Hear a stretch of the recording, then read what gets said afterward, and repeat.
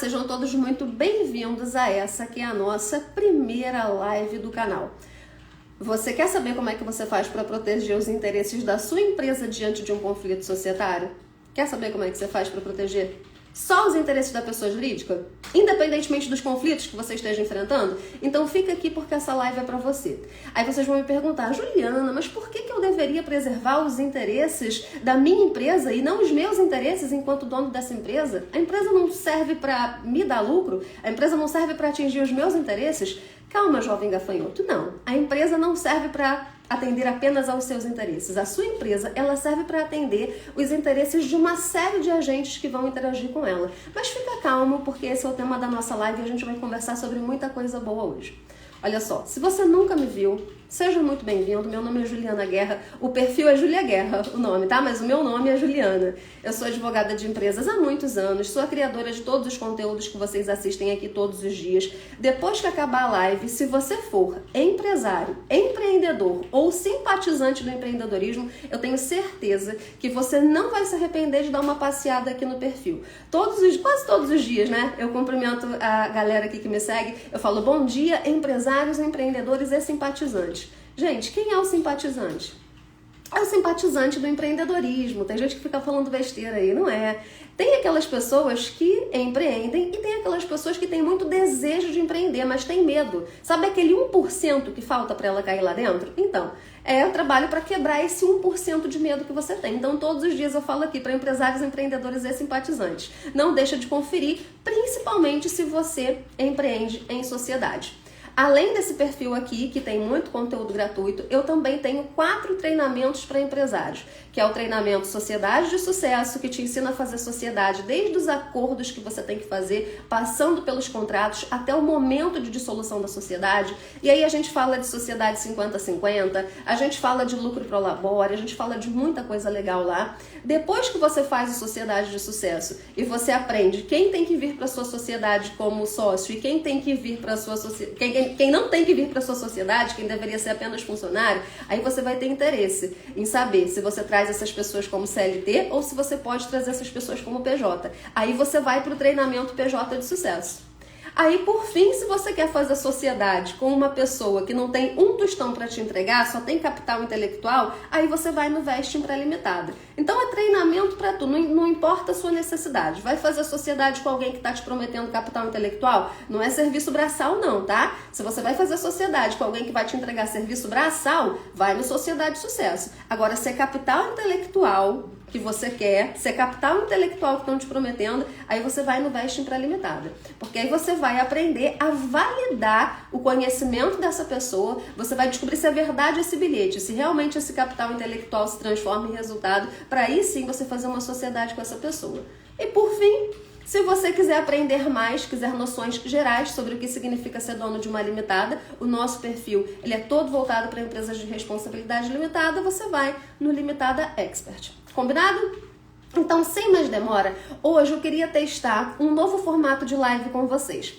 Recentemente o Instagram, ele abriu a possibilidade de nós fazermos live diretamente do computador, para a gente poder compartilhar a tela. Então, se vocês estão acostumados a assistir os meus vídeos no YouTube, quando eu dou aula pelo YouTube, eu subo mapa mental, eu construo todo um raciocínio com as pessoas, mas lá no YouTube dá para fazer isso porque eu subo vídeos gravados. Aqui no Instagram não dá. Eu ainda preciso fazer a configuração do meu computador para fazer essa transmissão direto do computador, mas hoje eu vou quebrar o protocolo e eu vou fazer do jeito que dá. Eu vou virar a câmera pro computador e vou virar a câmera pra mim, porque vocês sabem que aqui é conteúdo raiz, né, gente? Aqui eu tô todo dia fazendo mapa mental com uma caneta Bic e um papel ou no máximo um tablet. Aqui é conteúdo raiz. Então, eu vou pedir licença para vocês para virar a minha tela. De vez em quando eu vou virar a tela pro computador pra gente construir um raciocínio olhando um mapa mental que eu produzi bem legal pra gente fixar os conceitos dessa aula. E hora eu vou trazer para mim. Combinado? Então, lembrando o título da nossa live: como proteger os interesses da sua empresa em detrimento dos interesses dos sócios. Às vezes, o interesse do sócio se choca com os interesses da empresa. E você vai descobrir por que você precisa preservar os interesses da empresa. Quando os interesses dos sócios da sua empresa se chocarem, preserva o da empresa. A partir de agora você vai descobrir por quê. Então, deixa eu compartilhar a minha tela com você. Tenho certeza que você não vai se arrepender, viu, gente? Fica aqui porque essa live não vai ficar salva. Então, vamos imaginar o seguinte. Quando a gente quer montar uma empresa, o que a gente faz? A gente elabora um contrato social e a gente leva para o nosso contador. No momento em que o nosso contador leva o contrato social a registro na junta comercial, nasce a pessoa jurídica. Então, como é que nasce uma pessoa física? É quando ela nasce com vida. O bebê nasceu, respirou, ele se tornou ali uma pessoa, um sujeito de direito. A pessoa jurídica, ela tem a existência dela iniciada quando o contrato social é registrado na junta. Muito bem. Acontece que a pessoa jurídica, ela é uma ficção. Ao contrário de uma pessoa física que a gente toca, a pessoa jurídica é uma ficção que a lei criou para que ela possa ser tratada como uma pessoa independente com obrigações próprias que não se confundem com as obrigações dos sócios. Muito bem. E essa pessoa jurídica, ela atende aos interesses dos sócios? Sim, ela atende aos interesses dos sócios, mas também atende aos interesses do Estado. Uma empresa, ela tem função social, ela não emprega pessoas. A nossa empresa, ela emprega pessoas, ela paga imposto, ela presta serviço aos consumidores. Então, a empresa não é. Tá vendo? Só até aqui a gente viu que não é só interesse do sócio. É interesse do Estado também e é interesse dos credores. Por quê? Porque essa empresa, ela vai ter empregados, ela vai ter fornecedores, eventualmente ela vai pegar empréstimo com o banco, eventualmente ela vai ter dívida com o cliente, porque a empresa que não entrega o que promete também fica endividada com o cliente. Então, olha só, a nossa inofensiva empresa que a gente abriu achando que a gente ia ficar rico e que a gente ia ganhar muito dinheiro, ela atende aos interesses de todos esses agentes aqui. Só que a empresa, ela é, agora que você entendeu o que é uma ficção, ela é representada por pessoas. E quais são as pessoas que representam as nossas empresas? Somos nós, sócios. E entre os sócios, nós temos a figura de sócios majoritários e figura de sócios minoritários. Os sócios majoritários são aqueles que fazem a maior parte do investimento financeiro que a empresa necessita. E os sócios minoritários são aqueles que fazem a menor parte do investimento. Uma empresa não precisa ter necessariamente sócios majoritários e sócios minoritários. Numa sociedade 50-50, por exemplo, não existe a figura de um sócio majoritário, nem a figura de um sócio minoritário, é 50-50. Numa sociedade onde todo mundo tem 25% cada um, não existe majoritário e minoritário. Para aprovar determinadas decisões, esses sócios vão ter que se unir. 2 sócios vão ter que votar juntos, 3 sócios vão ter que votar juntos para eles fazerem com que as decisões sejam aprovadas. Então, o sócio majoritário é o sócio que investe mais. E dentro de uma empresa de responsabilidade limitada, a responsabilidade do sócio está limitada ao valor que ele investe. Então, quem investe mais se torna sócio majoritário porque se arrisca mais. E como compensação desse risco, ele tem alguns benefícios. Quais são os benefícios? Ele leva uma parcela maior do lucro e ele guarda com ele o poder de decisão.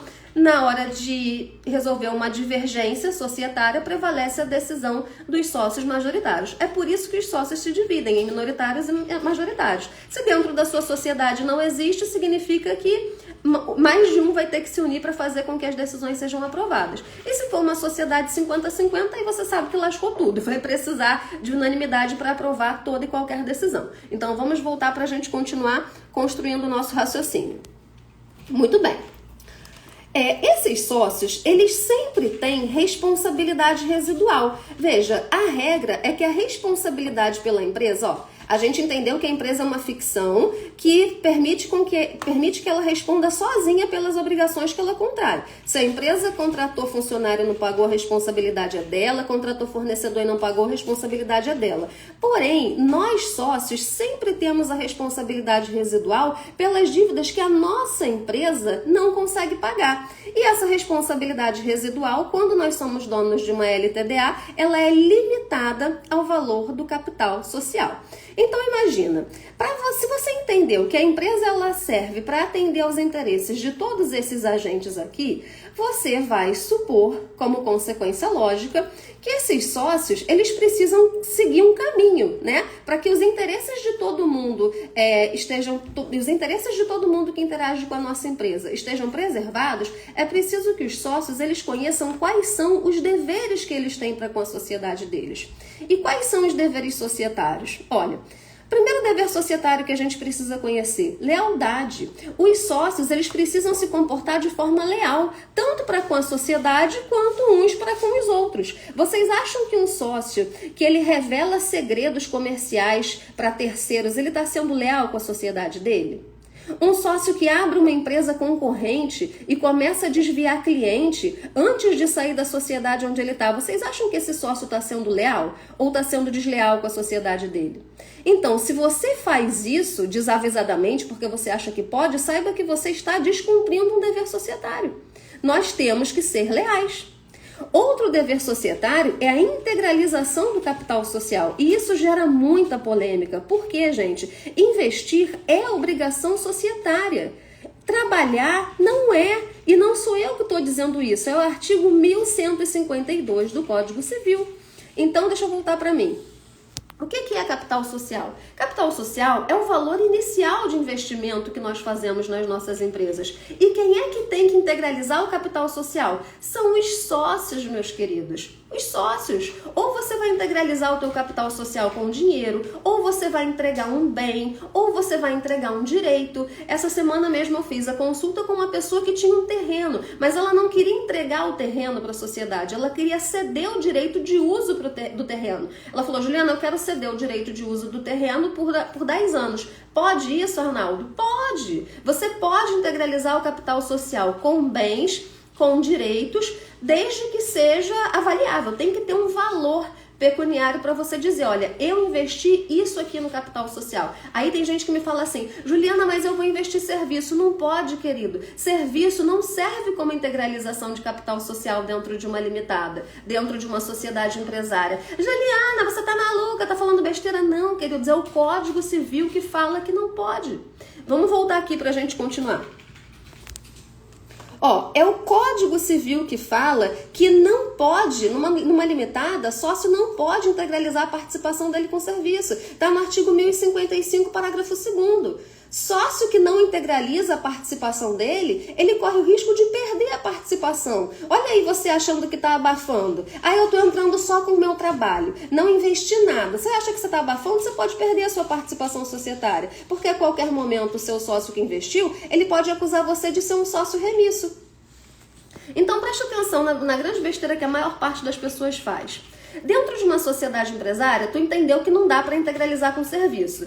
E você sabe que integralizar, ou seja, investir para a formação desse valor inicial que a empresa necessita para rodar, é obrigação societária. E você já sabe que todo mundo tem que cumprir. Aí tem gente que fala assim, não, Juliana, mas eu vou entrar só com trabalho. Tudo bem, se você entendeu que não pode entrar com trabalho, isso significa que lá no contrato você vai colocar uma informação falsa. O papel aceita tudo. Se você vai oferecer uma participação societária para um sócio que não trabalhou e colocou lá no papel que ele integralizou 50% do capital social, que ele integralizou 30% do capital social, perfeito. A junta comercial não vai pedir para você provar que ele integralizou. Se você colocou aquela informação no contrato, ótimo, parabéns para você. Agora saiba que no momento em que ele decidir sair da sociedade, ele vai levar uma parte do patrimônio. Por quê? Porque é o investimento que nós fazemos que justifica que nós retiramos o lucro. É o investimento que nós fazemos que justifica que a gente leve uma parte do patrimônio quando a gente sai. E olha só, quem não integraliza capital social do jeito que tem que integralizar, quem integraliza te prometendo entregar trabalho, vai na minha, pela minha experiência. Quem entra em sociedade prometendo entregar trabalho sem investir, acaba não entregando nem dinheiro, nem trabalho. Mas eu só estou passando informação, no final você faz do jeito que você quiser. Então superamos aqui, estamos aqui no capítulo deveres societários. Lealdade, integralização de capital social. Agora vamos continuar vendo quais são os outros deveres. Respeitar o que está estipulado no contrato. Isso aqui é muito delicado. Deixa eu contar um caso, uma experiência aqui pra vocês. Eu fiz, no ano passado, finalzinho não, em meados do ano passado, eu fiz um contrato social onde os sócios estipularam o seguinte. Eles falaram assim pra mim: Juliana, se a sociedade acabar nos primeiros 30 meses, o sócio que quiser sair, ele vai receber apenas o que ele investiu. Aí eu falei pra eles assim, falei, gente, mas olha só, vocês sabem que direito de sócio que sai não é receber o que investiu. O direito do sócio que decide sair da sociedade é receber uma parte do patrimônio. Esse patrimônio pode ser maior do que o valor que foi investido e pode ser menor. Depende se a empresa deu certo ou não deu certo. Então, se o teu sócio ele quiser sair rápido, quiser entrar e sair da sociedade num curto espaço de tempo, ele corre o risco de sair sem nada, porque ele não deu tempo da empresa retornar o investimento dele através do lucro. Aí esses clientes falaram assim pra mim: não, Juliana, mas a gente acha que é justo, porque, poxa, todos nós estamos fazendo um grande esforço para investir na sociedade, então a gente quer desenhar dessa forma. Se a sociedade acabar nos primeiros 30 meses, a gente devolve o que o outro investiu, a gente se cotiza aqui e devolve o que o outro investiu. Eu falei, tá bom. Aí colocamos isso no contrato. Quando passou mais ou menos 6 meses, esse sócio um dos sócios decidiu sair da sociedade. E agora ele está insistindo que tem que fazer valuation. E olha só, e nós estamos colocando para ele que não tem que fazer valuation, porque eles já colocaram no contrato de que forma eles iam calcular a participação do sócio que quisesse sair. Eles iam levantar o montante do que o sócio investiu para devolver para ele. Então, olha só, esse sócio que quer sair, ele não está agindo de má fé. Ele simplesmente não entendeu que respeitar o que está estipulado em contrato é dever societário. Não depende da minha vontade. Eu assinei esse contrato aqui, mas agora eu vou rasgar. Esse contrato foi feito para não ser cumprido. Tem gente que fala isso, né? Contrato foi feito para não ser cumprido. Gente, não é assim. O descumprimento de contrato traz consequência. Quebrar dever societário traz consequência. Então, lealdade, integralização de capital social, respeitar o que está no contrato. Agora vamos para um dos deveres mais importantes e que causa mais problema em sociedade. Vou compartilhar de novo. Agir no melhor interesse da sociedade. O que significa que o sócio tem que agir no melhor interesse da sociedade? Significa que ele precisa cumprir com as obrigações fiscais e contábeis do negócio. Ou seja, os sócios, eles não podem deixar essa empresa quebrar por falha na administração. Não pode deixar a empresa quebrar porque está metendo a mão no caixa para pagar a escola do filho que está atrasada, para pagar o aluguel que está atrasado. Não. Entenda, a partir dessa aula aqui, você compreendeu que a tua empresa, ela não serve para atender só os seus interesses enquanto sócio, ela serve para atender os interesses do Estado e os interesses dos credores. Então você tem um monte de gente que precisa ser paga por essa empresa antes de você pagar a escola do teu filho. Se a escola do teu filho está atrasada, você não pode, porque você é o administrador ou porque você é dono, meter a mão no caixa da empresa para pagar. Você vai fazer o que todo mundo faz, entra no cheque especial, pede um empréstimo, mas assaltar o caixa da sua empresa você não pode fazer. Por quê? Porque todas as vezes que você faz isso, você sujeita a empresa ao risco de ficar inadimplente com quem? Com os credores. Aí você vai dizer assim, Juliana, mas tanto faz, eu não ligo que a minha empresa fique devendo empregado, que ela fique devendo fornecedor. Mas aí eu vou te perguntar, você tem sócio? Se você tem sócio, você tem que entender que as suas decisões vão afetar a todo mundo. E de que forma as decisões que nós tomamos na nossa empresa afetam todo mundo? Bom, vocês entenderam até aqui que a empresa ela é representada por pessoas, ela é representada pelos sócios. Ela tem responsabilidades próprias, mas a responsabilidade residual é sempre dos sócios. Muito bem. E de que forma essa responsabilidade passa do CNPJ para o CPF? É nesse ponto que nós vamos entrar agora. Vamos para a segunda parte aqui do nosso mapa. Então, olha só. O que permite a transferência de responsabilidade entre CNPJ e CPF é um instituto chamado desconsideração da personalidade jurídica. Juliana, mas o que é desconsideração da personalidade jurídica? É um mecanismo que a legislação criou para punir empresários que abusam da personalidade jurídica. Olha, pessoas físicas que abusam da personalidade jurídica podem responder por obrigações que originalmente seriam apenas das empresas. Porque, gente, presta atenção. Se eu falei para vocês que dentro de uma limitada, a responsabilidade do sócio, ela é limitada ao valor que ele investe, num primeiro momento vocês podem pensar assim: ah, Juliana, mas o meu capital social é 20 mil reais, para todos os efeitos eu investi 20 mil reais na empresa, então tá tudo bem eu contratar 100 pessoas, demitir essas 100 pessoas, não ter dinheiro para pagar as rescisões e nada vai acontecer comigo, porque eu só vou pagar, eu só me responsabilizo até os 20 mil reais ali que eu integralizei de capital social. Não, meus queridos, não é assim, a vida não é um pudim.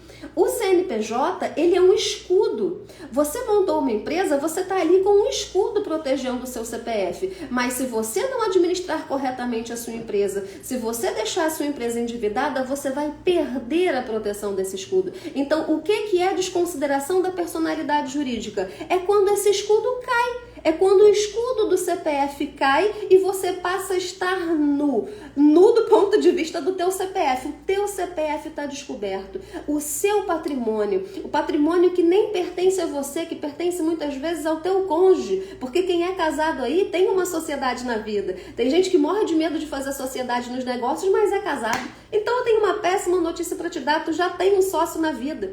Então muitas vezes quando você perde esse escudo do CNPJ, o teu CPF vai responder. O que significa isso? Você vai ser chicoteado? Você vai ser preso? Não, mas o seu patrimônio, aquilo que você ralou pra caramba para construir, vai entrar na berlinda para pagar os credores da sua empresa.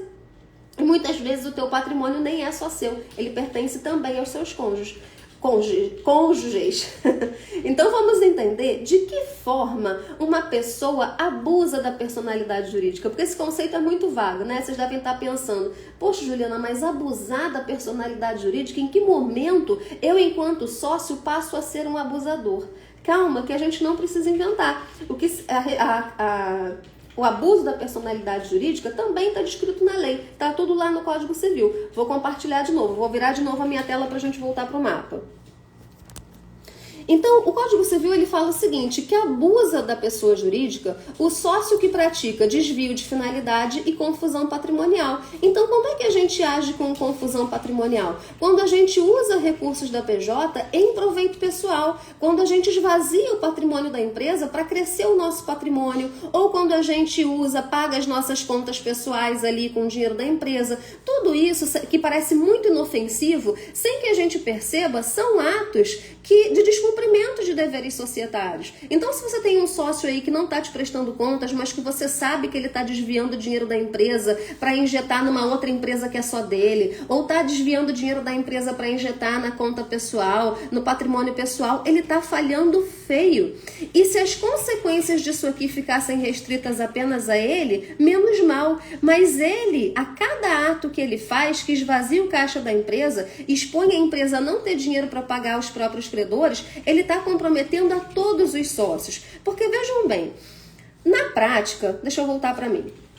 Na prática, provar que o sócio agiu com desvio de finalidade e confusão patrimonial é muito difícil para alguém que não estava ali participando da administração, vocês concordam? Então é muito difícil para um funcionário, por exemplo, provar que o patrão não teve dinheiro para pagar ele porque o patrão agiu com desvio de finalidade, agiu com confusão patrimonial. É muito difícil para um consumidor. Imagina que você comprou lá, gastou 100 mil reais na loja de móveis planejados e a loja de móveis planejados não te entregou nada do que ela prometeu, não te entregou nem 30% dos móveis. Como é que você vai provar que essa empresa não tem dinheiro porque o sócio praticou confusão patrimonial? Não tem como você provar. Então, se a legislação ela não criasse, se o legislador, melhor dizendo, não criasse nenhum mecanismo para proteger todos esses agentes que têm interesse, que se beneficiam da saúde financeira da nossa empresa, todo mundo ia ficar a ver navios. Aí a empresa realmente ia ser um ente que só interessa aos sócios, não interessa mais ninguém. E não é assim que funciona. Então, é por isso que, dependendo da natureza da dívida que a sua empresa contrai, esse repasse, essa transferência de responsabilidade do CNPJ para o CPF acontece de forma muito mais rápida. E um exemplo de dívida que faz com que a responsabilidade passe do CNPJ para o CPF de forma rápida é a dívida trabalhista. Vocês aí, não sei se tem aluno do PJ de sucesso aqui, mas eu começo o PJ de sucesso falando que o risco trabalhista é o maior risco do mundo. E por que ele é o maior risco do mundo? Porque ele permite que ocorra essa transferência de responsabilidade de forma muito mais rápida. Você imagina, o débito alimentar, o débito trabalhista é um débito alimentar. Ele serve para a subsistência do empregado. Então o empregado, ele não precisa provar que o patrão agiu com desvio de finalidade e confusão patrimonial. Ele nunca ia ter condição de provar isso. Ele só precisa provar o quê? Que a empresa não teve dinheiro para pagar. Ele fez um processo judicial, ele ganhou esse processo judicial, a empresa não pagou voluntariamente e quando a justiça foi buscar patrimônio dessa empresa que pudesse ser transformado em dinheiro, descobriu-se que a empresa não tinha nada. E é nesse momento que o juiz autoriza a desconsideração da personalidade jurídica, é nesse momento que o juiz derruba esse escudo que separa o CNPJ do CPF. E aí você passa a responder com o seu patrimônio pessoal. Mas fica um pouco pior. Vamos voltar aqui para o nosso mapa. Vocês vão entender por que todos os sócios se comprometem.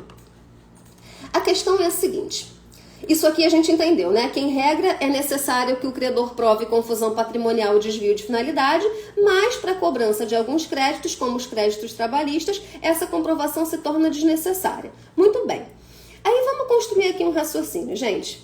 Quem é que perde quando o sócio ele descumpre com os deveres societários e ele começa a administrar a empresa como se a empresa servisse para atender apenas aos interesses dele? Quem perde com isso são os outros sócios, sim, mas principalmente os credores da empresa. Então, você que está assistindo a aula desde o início, você já entendeu o quê? A empresa não tem uma função social? A empresa não atende ao interesse de um monte de gente que interage com ela? Não é o Estado que garante o cumprimento forçado das obrigações que nós assumimos? Nós, enquanto pessoas físicas, não temos como obrigar ninguém a fazer ou deixar de fazer nada. Quem obriga alguém a fazer ou deixar de fazer alguma coisa é o Estado. Não é o Estado que tem o poder de privar uma pessoa do patrimônio?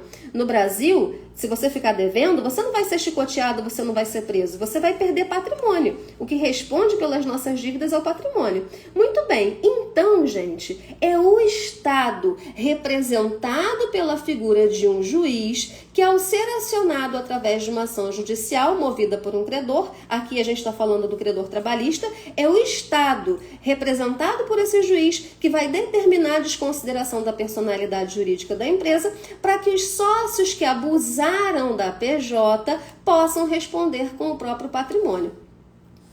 Estão entendendo o mecanismo da desconsideração da personalidade jurídica? Você foi muito irresponsável na administração da sua empresa. Você não se preocupou em deixar dinheiro no caixa para a empresa pagar as próprias contas. Você não sabia o que era lucro. Você não sabia o que era capital de giro. Todo o dinheiro que entrava no caixa, você pagava ali as continhas mensais da empresa. Depois você colocava o que sobrava no teu bolso e o restante no bolso do teu sócio. Vocês nunca se preocuparam se a empresa ia ter dinheiro para sustentar a operação no mês seguinte. Vocês foram irresponsáveis, não tinham conhecimento, não procuraram conhecimento, a empresa não deu certo, a empresa está toda endividada, teve que demitir pessoas, teve que ficar inadimplente aí com os clientes que contrataram vocês e vocês não entregaram. O que vai acontecer? Processo. Ninguém vai ser chicoteado, ninguém vai ser preso, processo.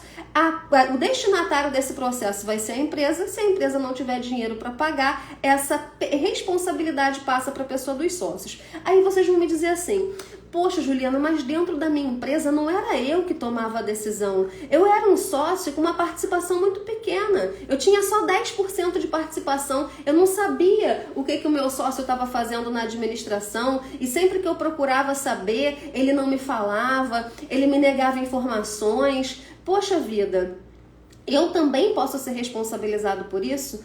Pode, meus queridos. Vamos voltar aqui para o nosso mapa. Olha só.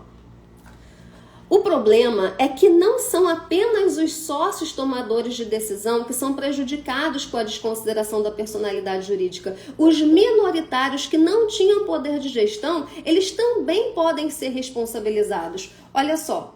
Se você não assistiu os stories de ontem, eu vou te convidar para depois que acabar essa live, você dar uma passeada nos destaques. O primeiro destaque, ele tá salvo assim: aula grátis, responsabilidade de sócio. Eu trago uma série de decisões de tribunais, de tribunais regionais de trabalho de diferentes estados do país, onde eles comprometem patrimônio de sócios que tinham apenas 2%, participações bem pequenas na empresa. Então, olha só, a jurisprudência, o que é a jurisprudência? jurisprudência? Jurisprudência é o conjunto de decisões que os tribunais proferem em casos semelhantes. Então, não é só eu que estou passando por problema na minha empresa, não é só você, são centenas, milhares de pessoas passando pelos mesmos problemas e milhares de pessoas judicializando esses conflitos. E aí o judiciário ele vai começando a decidir. E quando bate as mesmas questões ali, o judiciário vai decidindo sempre da mesma forma, sempre da mesma forma. É isso que a gente chama de jurisprudência. Quando eu falo para vocês que o que eu falo, o que eu penso e o que eu sinto não vale de nada, é porque, na realidade, o que importa é como os tribunais interpretam os nossos conflitos. Então, às vezes, um cliente chega para mim e fala assim, me conta um caso, e ele fala, mas Juliana, você não acha que eu tenho chance de ganhar? O que você acha? Eu falo, olha, julgar pela jurisprudência dos tribunais, você tem mais ou menos chance de ganhar. Porque o que importa é como o judiciário entende. A minha opinião pessoal não faz você ganhar processo. O que faz você ganhar processo são as provas que você consegue produzir e uma decisão favorável, uma interpretação favorável ao seu lado pelos tribunais. Então, a jurisprudência, quando a gente fala de desconsideração da personalidade jurídica, ela flutua muito. Tem tribunal que entende que o sócio que não tinha poder de gestão, ele não responde pelas dívidas. Ele não responde com patrimônio pessoal pelas dívidas. Não, peraí, esse sócio aqui tinha 2% de participação, ele tinha 10% de participação, ele não praticava ato de gestão. Não é culpa dele se a empresa não teve dinheiro para pagar essa dívida. Não vai em cima dele não, vai em cima do outro. Mas tem tribunal que não. Tem tribunal que fala assim, não importa qual era a participação do sócio, se era uma participação grande ou se era uma participação pequena. Desconsiderou a personalidade jurídica, vai em cima do patrimônio de qualquer um. Se era esse sócio aqui com 2% que tinha a maior parte do patrimônio, então quem vai ser comprometido é ele. Ele que, se quiser, vai fazer uma ação contra os outros sócios para cobrar o que ele pagou sozinho. Mas aqui, para efeito de pagar esse credor, pouco importa. Quem tinha 10%, quem tinha 30%, quem tinha 40%. Então, vocês estão percebendo? A regra é que os sócios eles se responsabilizem pelo que eles investiram, mas isso é quando você não falha na administração da sua empresa. Se você falhar na administração da sua empresa, se você der motivo para que o judiciário desconsidere a personalidade jurídica da empresa, para você responder pelas dívidas da empresa com o seu CPF, essa responsabilidade vai passar para você de forma ilimitada. E ainda vai comprometer os sócios que não tinham nada a ver com a história.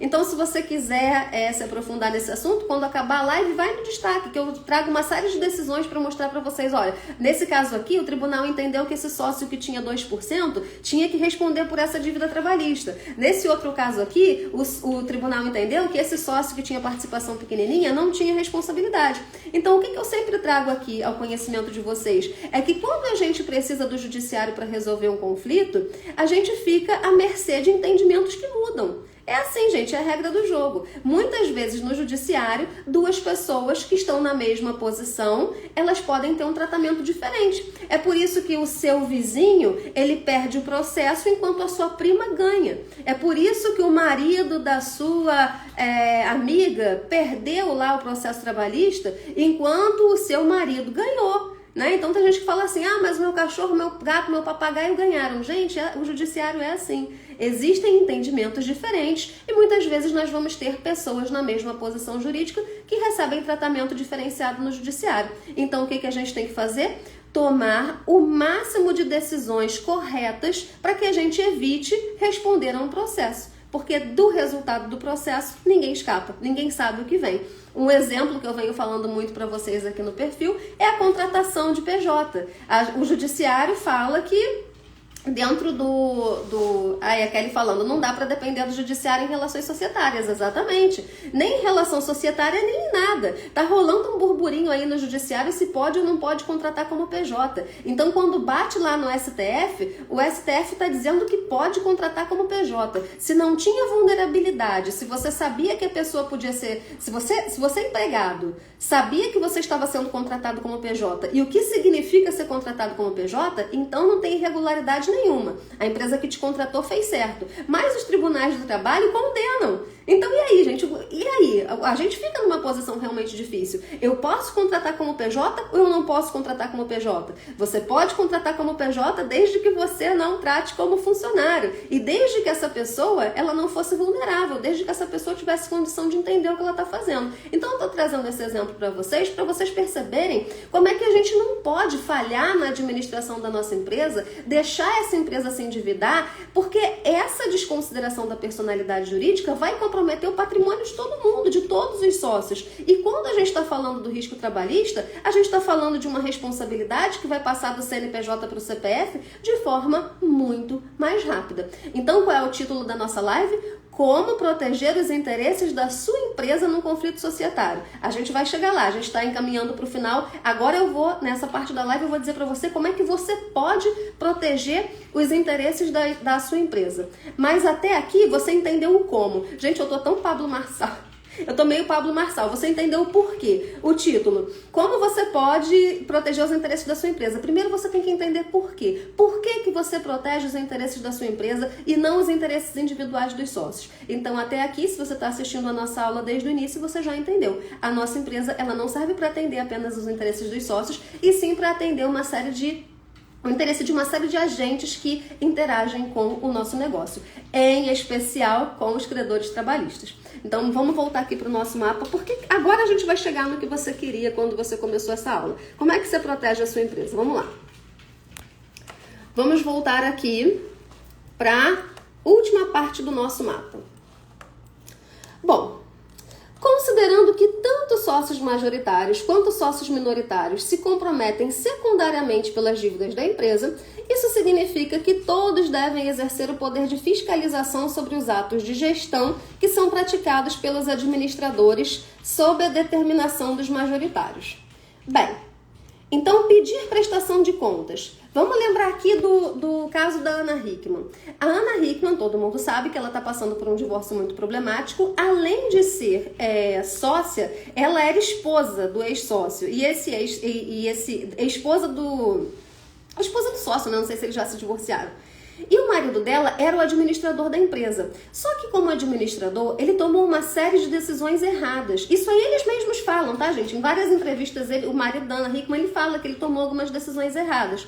Mas que ele não merece ser isso não é crime. E realmente não é. Tomar decisão errada enquanto administrador não é crime. O cara não tem que ser preso por isso. Mas o fato é, mesmo a Ana Hickman tendo dito, olha, ele era meu marido, eu confiava nele para administrar a empresa. Mesmo que os motivos dela sejam legítimos para não pedir prestação de contas a ele, a Ana Hickman vai responder por tudo que o administrador fez na direção da sociedade. Então, por exemplo, a gente sabe que o que a mídia fala, a gente sabe não, né? O que a mídia fala é que ele contraiu muitos empréstimos bancários. O banco não joga para perder. O banco sabe dessa regra que nós estamos conversando aqui, da responsabilidade limitada. Então, você acha que o banco vai te emprestar 1 milhão para você se comprometer em 20 mil reais, porque o capital social da tua empresa é 20 mil reais? Claro que não. O banco está pouco ligando para quanto você colocou no capital social da sua empresa, porque o banco vai obrigar você a assinar como avalista. Então, se você assinou como avalista, você comprometeu o teu patrimônio pessoal por essa dívida. Então, a Ana Hickman, por mais que ela deixasse o marido dela administrar, ela não assinava. Depois surgiu até a suspeita de que as assinaturas eram falsas, mas o fato é, ele administrava, entregava papéis para ela assinar e ela assinava. Ela não tem como dizer para o credor, olha, desculpa, eu não sabia disso. Tinha um sócio que tomava todas as decisões e eu não sabia. Por quê? A partir dessa aula, entendendo tudo que está envolvido na decisão de montar uma empresa, de manter essa empresa no mercado, você vai entender que se você não prestar contas, por qualquer motivo que seja, as consequências de uma administração ruim vão chegar em você. Então, pedir prestação de contas não é um direito, é um dever. Porque se você não concorda com as decisões que estão sendo tomadas na administração, você pode colocar o teu voto, registrar ali numa ata de reunião o teu voto contrário àquela decisão. Ou então você pode exercer o teu direito de retirada. Você pode falar para o teu sócio, olha, não concordo com a decisão que você toma aqui, não concordo com a forma como você tem conduzido esse negócio. Você está contratando todo mundo como PJ quando todo mundo aqui tinha que ser CLT. Eu quero sair. Ou então você descobre que o teu sócio está tirando dinheiro da empresa para pagar contas pessoais. No momento em que você exerce o teu poder fiscalizatório, você consegue sair da empresa e se livrar de problemas antes que essas situações cheguem a você. Mas quando você fica inerte, depois não dá para dizer, né? Ai, não, eu ficava quieto porque pelo menos eu estava ganhando dinheiro, né? Eu tinha medo de sair porque eu precisava daquele dinheiro. Gente, tudo tu não terás. Se você não pode, se você está na empresa, você sabe que tem coisas erradas acontecendo nessa empresa, mas você não sabe porque você precisa do dinheiro, saiba que em algum momento, se houver comprometimento judicial, você também pode responder. Não tem como fazer um omelete sem quebrar os ovos.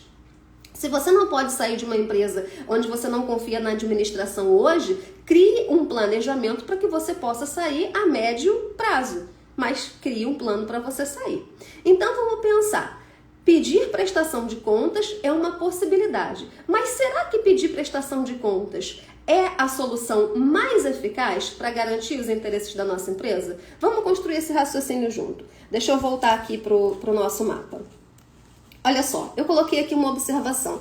Pedir prestação de contas a quem não compreende que vai responder com o próprio dinheiro pelos abusos que comete e que vai comprometer todos os sócios pode não ser a providência mais eficaz. Não é por isso que você não vai pedir, você vai pedir prestação de contas. Mas eu estou trazendo essa informação aqui porque a maior parte das pessoas que eu atendo todos os dias não está de má fé. A maior parte das pessoas simplesmente não compreende o que está fazendo. Não compreende, a pessoa começou ali, empreendeu do nada, ou ela acha...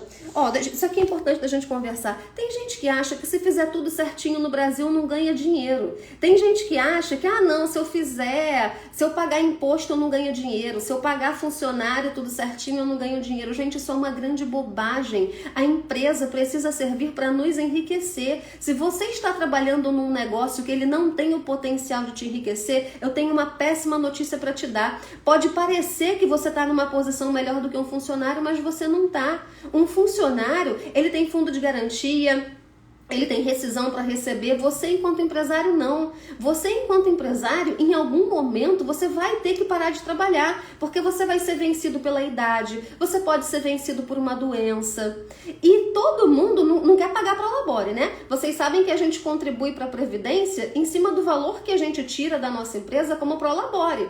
Não é em cima do valor que a gente tira como lucro. Então, tem gente que quer tirar ali o prolabore é um salário mínimo. Fala assim, não, Juliana, lá na minha empresa o prolabore é um salário mínimo para todo mundo e o resto a gente distribui como lucro. Parabéns para você. Na hora que você se aposentar ou se você ficar doente e precisar sair da empresa, você vai receber o teu benefício previdenciário em cima de um salário mínimo. Então, gente, o empresário só justifica a gente correr todos esses riscos que o empreendedorismo nos expõe se a gente estiver criando um negócio para nos enriquecer. E o negócio nos enriquece de duas formas. Ou lucrando para colocar no nosso bolso muito mais dinheiro do que a gente gasta, porque enriquecer não tem mistério. É igual emagrecer.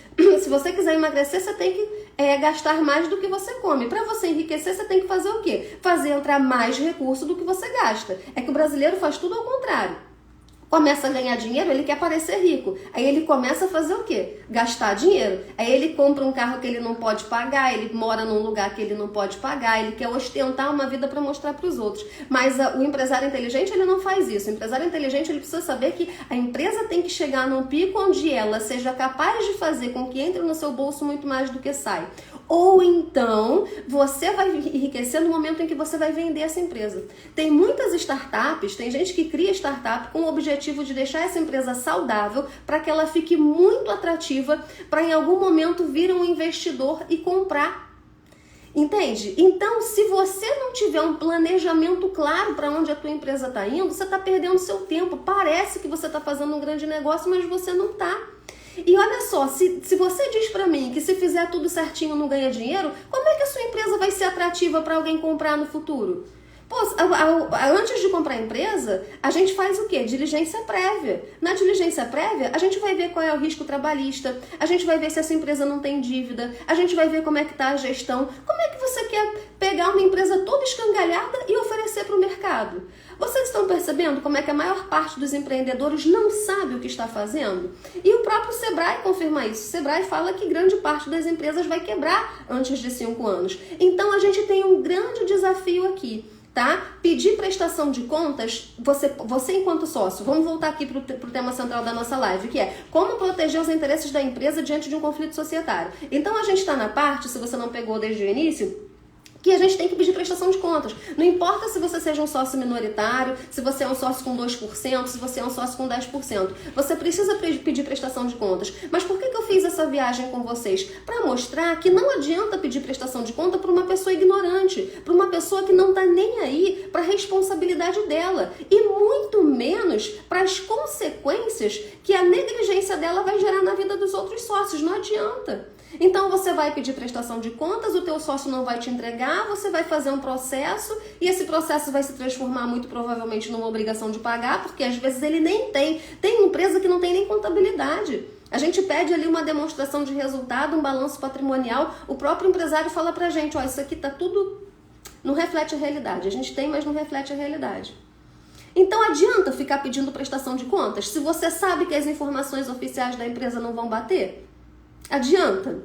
Preste atenção. Vai pedir prestação de contas, mas já sabe que o que vai salvar os interesses da tua empresa é você não queimar a largada. E você não queima a largada quando você se preocupa em ter um contrato social bem feito. Lá no início da live, o que a gente falou? Que entre os deveres societários, um dos principais deveres societários é respeitar o que está no contrato. Então, quando a gente tem um contrato social bem elaborado, gente, fica tão mais fácil garantir que os interesses da sua empresa vão ser preservados, porque se tiver um sócio que ele está falhando em respeitar os interesses da empresa, você consegue excluir ele, você consegue retirar ele do contrato social. E agora eu vou mostrar para vocês uma cláusula, aliás, algumas cláusulas que eu gosto de inserir no contrato social, que elas por si sós já são capazes de garantir em muita coisa que os interesses da sua empresa prevaleçam sobre os interesses de um sócio mal intencionado. Vamos lá? Vamos voltar para o nosso mapa? Então, se pedir prestação de contas pode não ser a solução mais eficaz, a solução mais eficaz qual é? É fazer um contrato. Esse contrato social personalizado, ele deveria ser elaborado antes da gente formar a sociedade. Mas se você ainda não está num conflito, saiba que você está numa hora certa de rever o teu contrato social. A hora certa de rever contrato social, gente, não é quando a gente briga, não. É quando a gente está de bem. Porque depois que briga é igual divórcio, ninguém mais vai fazer acordo. Então, quais seriam as cláusulas que eu incluiria num contrato social para garantir que os interesses da minha empresa prevalecessem sobre os interesses de um sócio mal intencionado? Eu colocaria cláusula de exclusão por falta grave. Agora, a cláusula de exclusão por falta grave por si só ela resolve tudo? Não, queridos. Às vezes eu até pego o contrato social que tem cláusula de exclusão. Houve uma tentativa ali de fazer uma coisa melhor. Acontece que falta grave é um conceito muito aberto. O que é falta grave? Aí vai ter gente que vai falar assim pra mim, ó, essa é clássica. Juliana, eu quero excluir meu sócio porque ele não trabalha, porque ele não faz as atividades que ele tem que fazer. Gente, isso é falta grave? Não é falta grave. Quando eu li aqui para vocês no início da live os deveres societários, eu mostrei para vocês que investir, ou seja, integralizar capital social é dever societário. Trabalhar não é. Não está escrito em nenhum lugar da legislação que sócio tem obrigação de trabalhar. O trabalho, a divisão de trabalho dentro de uma empresa de responsabilidade limitada depende do que ficou convencionado entre os sócios. Então, se você precisa que o teu sócio trabalhe, trate de colocar isso no contrato, que os dois sócios estão se comprometendo a trabalhar. Coloca isso num acordo de sócios. Se você não colocar, olha uma coisa interessante que eu atendi ontem. Eu atendi uma pessoa que falou assim pra mim, Juliana, eu precisava muito de um investimento, meu sócio fez um investimento para nós montarmos a empresa, mas ele nunca trabalhou e todo ano ele vem aqui tirar lucro. Eu falei, ué, mas onde é que tá o erro? Tu precisou do investimento, ele te deu o dinheiro para tu investir e agora ele quer o lucro. Você acha que ele investiu para quê? Para você ganhar dinheiro? Não, ele investiu para ele ganhar dinheiro. Se ele investiu, ele vai receber o lucro, porque o que remunera o investimento do sócio é o quê? É o lucro. Ah, mas eu não queria, não era para ser assim. Se você não queria contar com o dinheiro de um sócio que você sabia que ele não ia trabalhar, porque ele não tem a expertise para trabalhar nessa empresa, o que você deveria ter feito? Você deveria ter pego um investimento com ele? Não. Você deveria ter pego um empréstimo bancário. Ou então você deveria ter pedido um empréstimo para ele, porque também tem isso. Tem gente que já vai oferecendo sociedade para um conhecido, para um amigo, mas na realidade ele poderia ter ter pedido um empréstimo. Olha, eu não quero fazer sociedade com você, eu quero que você me faça um empréstimo. Vamos fazer um contrato aqui, você me faz um empréstimo e eu vou te pagar em 5 anos. Isso pode acontecer? Pode. Agora, se você propõe sociedade a alguém que não tem a expertise necessária para trabalhar naquele negócio, então você sabe que você vai ficar dividindo lucro com essa pessoa, até que você tenha dinheiro para poder pagar a participação dele, tá? Então a gente tem que entender o que a gente está fazendo. Muito bem. Então, vamos voltar aqui para o nosso mapa. Descrever o que é falta grave é muito importante. Você tem que colocar, junto da cláusula de exclusão por falta grave, um rol exemplificativo com as condutas que serão consideradas falta grave. Ó, nesse momento, tem uma pessoa escrevendo aqui no comentário.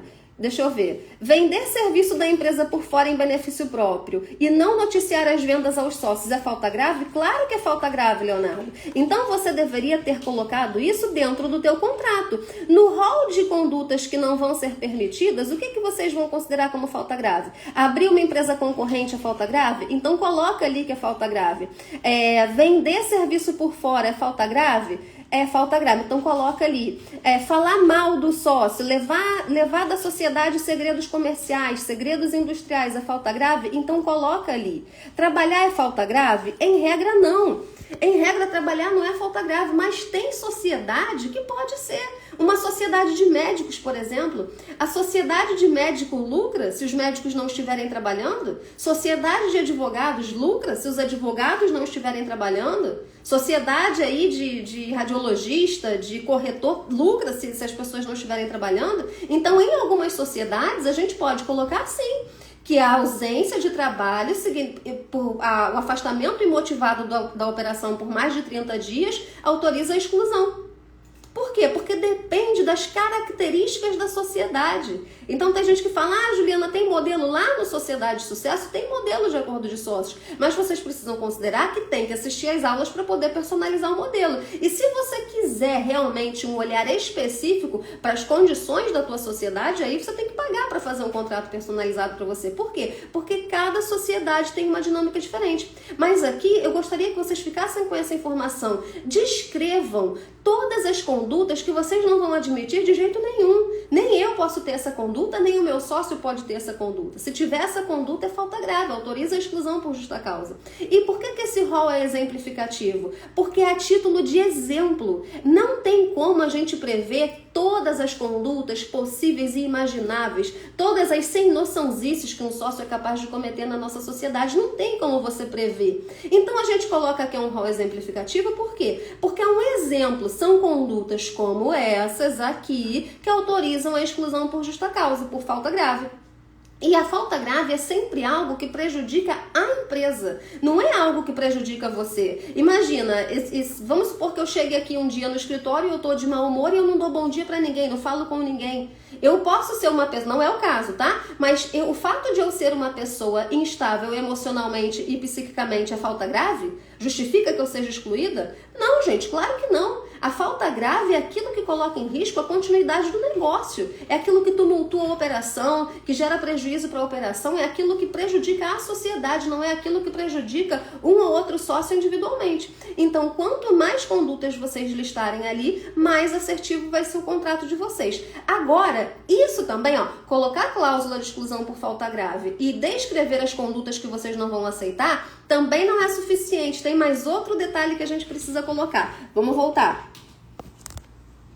A gente precisa descrever um procedimento a ser usado para excluir sócio por falta grave.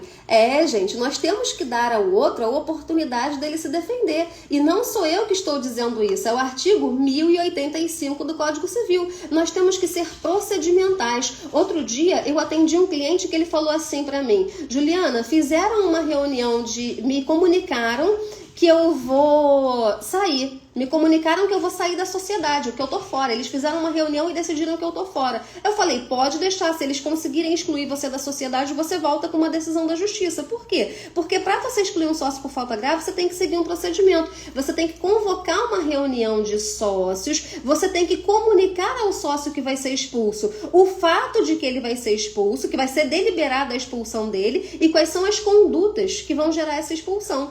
Assim, esse sócio vai aparecer na reunião e ele vai poder se defender. Aí vocês vão me dizer assim, Juliana, mas isso é uma esquizofrenia, porque já está decidido que a gente vai excluir ele. Não importa, meus queridos, eu sei que vocês já decidiram que vão excluir ele de qualquer jeito, mas vocês têm que ser procedimentais. Se não forem procedimentais, esse sócio vai para a justiça e volta através de uma liminar e ainda volta por cima.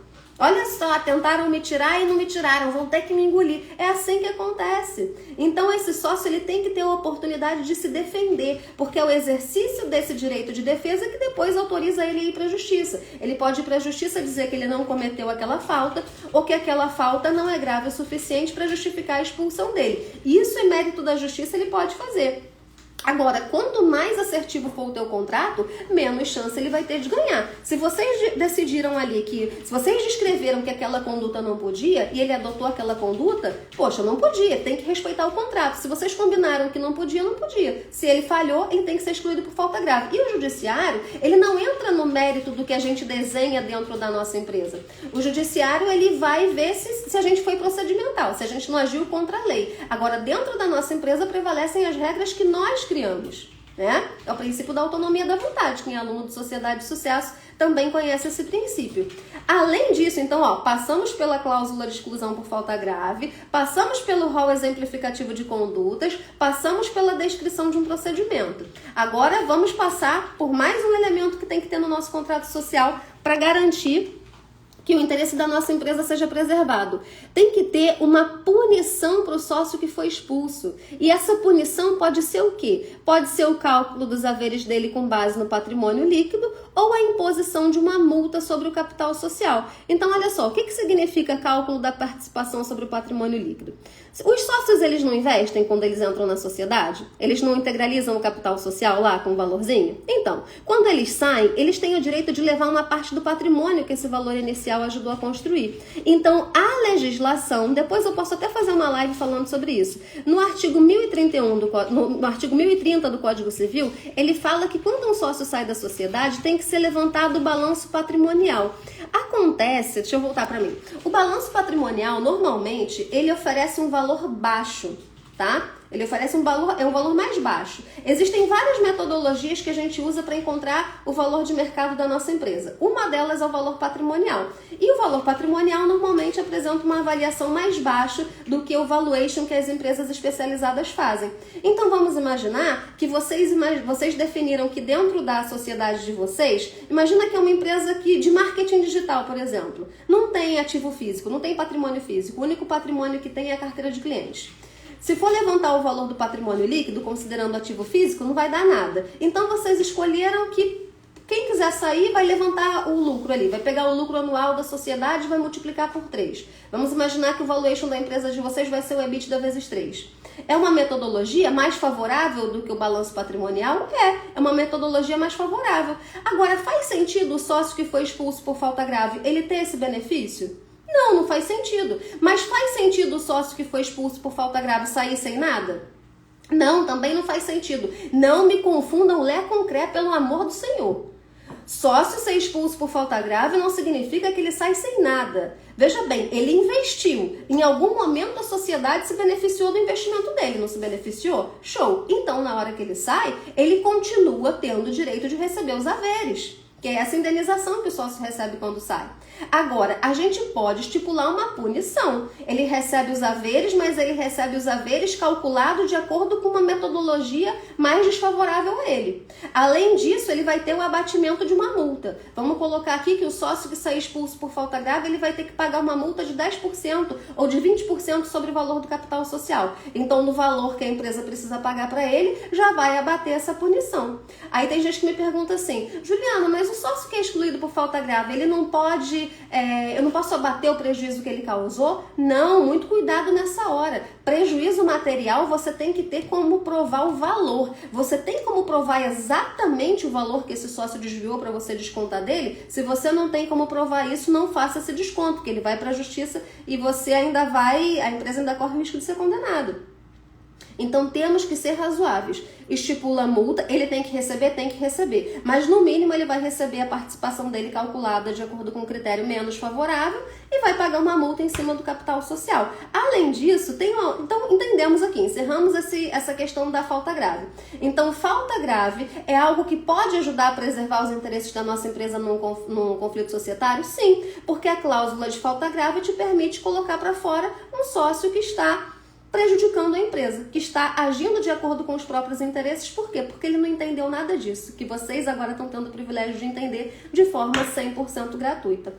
Além disso aqui que a gente está conversando, eu queria trazer para vocês, Silvio, esses mapas mentais estão no curso? Esse mapa mental não está no curso, mas essas lives, todas as lives que eu faço aqui no perfil, elas são vendidas. Então, quem adquirir um dos produtos, quem adquirir Sociedade de Sucesso ou PJ de Sucesso, tem a oportunidade de adquirir um módulo de lives, se eu não me engano, por R$29. E a live vai ficar aqui salva durante alguns dias. Quem viu, viu. Quem não viu, em algum momento ela vai sair do ar. Mas quem tiver comprado o módulo de lives, segura aí que eu vou subir essa live e vou juntar o mapa mental lá, tá bom? A partir de agora, todas as lives que eu fizer com mapas mentais, eu vou subir lá na nossa área de membros da QIFI os mapas para vocês terem acesso.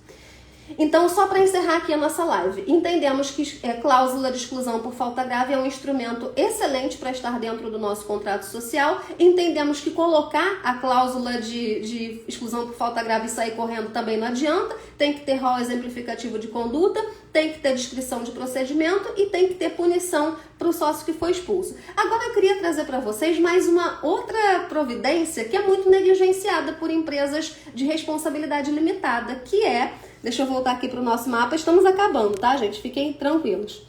A criação de um conselho fiscal. A criação de um conselho fiscal está prevista no artigo 1066 do Código Civil. Ah, Juliana, mas o que é um conselho fiscal?